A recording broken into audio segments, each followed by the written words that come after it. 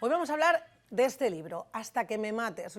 Lo ha escrito la periodista Ana Erostarbe y trata la vida de Rafaela Romero, abogada, política del Partido Socialista en Euskadi. Actualmente es diputada de Movilidad y Ordenación del Territorio de Guipúzcoa. Mañana este libro se va a presentar en Mérida, pero hoy nos acompaña. Rafaela, ¿qué tal? Buenos días y gracias por acompañarnos. No, gracias por invitarme. Bien hallada. Como digo, usted ha hecho su vida en Euskadi, pero usted es extremeña, nació en Quintana de la Serena.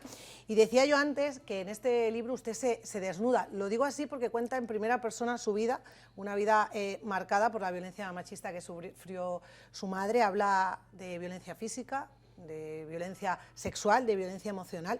¿Cómo se recupera una mujer que es hija de un maltratador?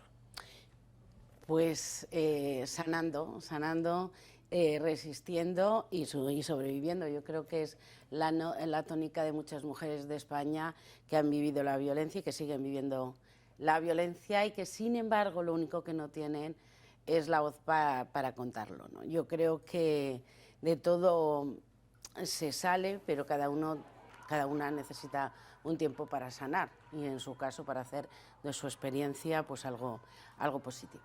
Usted ha querido utilizar su voz, es una política de primera línea y que ha querido utilizar su voz. En una entrevista leía que incluso algún compañero de política le había invitado o preguntado que por qué lo hacía, que no era necesario, que para qué se metía usted en esto y que a usted eso le dio como el empujón final para decir, lo tengo que hacer, No, ¿verdad? es lo que me dijo, ¿y tú para qué te vas a meter en esto con un reconocimiento que tienes? Presidenta de un parlamento, ahora diputada en gestión de la movilidad. Y entonces dije, pues va a ser que lo tengo que escribir, porque quizá él, que me conoce y me quiere como amigo, no se ha dado cuenta de que esto sigue sin tener ni arreglo, ni solución, y desgraciadamente pocas voluntades para acabar con todas las que ahora mismo están sufriendo. Yo no puedo dejar de hablarlo después de haber salido, porque me interpela todas las que sé que lo están viviendo todavía en sus casas, y me produce una profunda sensación de angustia y de falta de solidaridad, que yo, que puedo pues estar aquí contándolo, no me acuerde de ellas, porque con esto aún no hemos acabado con el terrorismo de ETA, sí, con el machista no. Este libro es una especie de reconocimiento a mujeres como su madre, que tuvo que sufrir y vivir en un hogar donde existía esa violencia machista. ¿Es un homenaje, un reconocimiento? Sí, es un homenaje, un reconocimiento a mi madre y fundamentalmente a todas las víctimas de la violencia machista y a las mujeres que sufren. Luego se habla en el libro de otras violencias, aquellas que salieron de aquí expulsadas por ser del bando enemigo y expulsadas por la pobreza hacia lugares a donde emigraron a construir otro país, y eso es una forma de violencia, la de la pobreza. El arrancarte de tu tierra, no creáis que no es algo que pasa neutramente por una persona, y nos pasó a nosotros y le pasó a mi madre. En su caso fue además un elemento para aislarla y seguirla maltratándose, separarnos de los nuestros. Entonces yo creo que es un homenaje a todas esas mujeres que, insisto, desde la guerra civil hasta las mujeres de los guardias civiles o las mujeres políticas en ETA, sostienen las familias, sostienen el país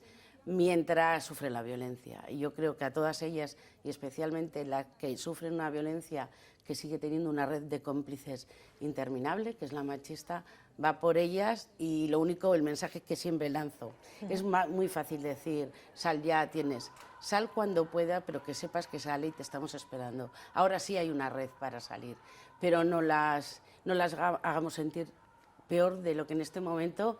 Yo me acuerdo y me estoy viendo que me falta otra vez el aire, porque no tengas duda que está pasando en muchísimas casas de esta ciudad y de San Sebastián. Pues usted era muy pequeña, 2 años, cuando ustedes emigran para buscar un futuro mejor en el País Vasco. Muchas familias, lo apunta usted, sí, lo hicieron, salieron de Extremadura, pero claro, en el caso de su madre, usted ha particularizado en ese aislamiento que supuso irse sola con sus hijos, con su marido maltratador.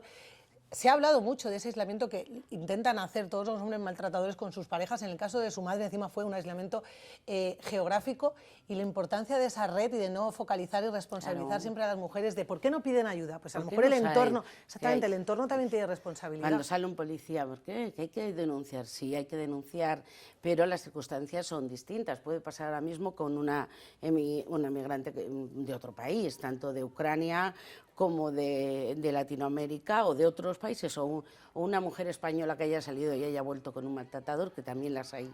Lo que digo es que esto es de manual, yo lo viví con ETA y no me sorprendió el que me apartaran, aislaran y expulsaran de la sociedad para que me sintiera sola, porque así era más fácil matarme y decir que se podía prescindir de mí como vasca.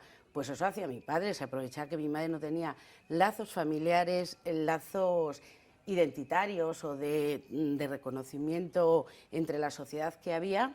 Eso es que es de manual del maltratador y de todos los que practican violencia.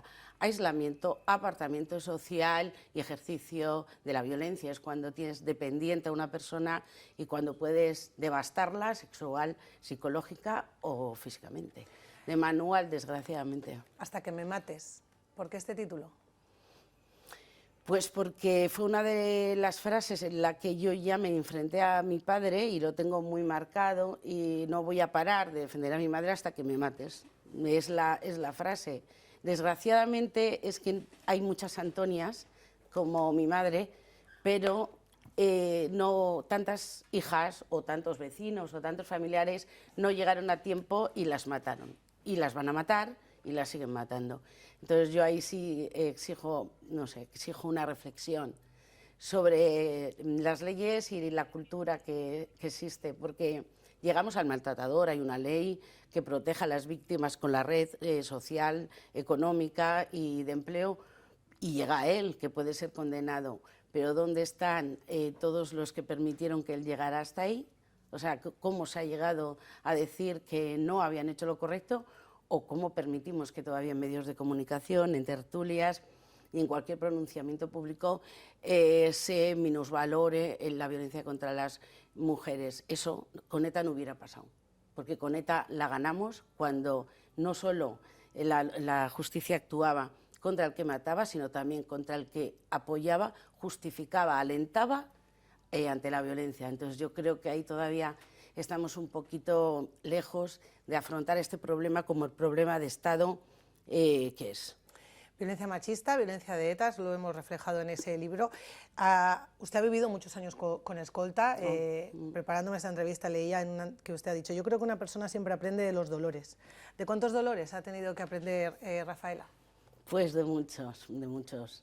Yo creo que solo definirlo así, ¿no? Superar la violencia me ha hecho mejor porque me ha hecho aprender y ver que cualquier solución que incluya a más personas, sean las mujeres para que partir en igualdad, o en el País Vasco los no nacionalistas vascos para llegar a estar en igualdad, pues supone sanar del dolor y avanzar, porque hay algo que te interpela más, que es la falta de oportunidades. Yo desde quise hacer derecho, yo creo que para salvar a mi madre, pero yo decía, me preocupan tanto el derecho, y al final he llegado a la conclusión que me preocupa muchísimo más la falta de derechos y que no funcione el ascensor social para tantísimas personas. He aprendido de todos, yo creo que el que me hizo más fuerte fue el de la violencia machista, porque una vez que yo respiré y dejé de sentir miedo, yo creo que a mí ETA me hizo daño, me despreció, me sentí excluida, despreciada, prescindible en el país que vivía,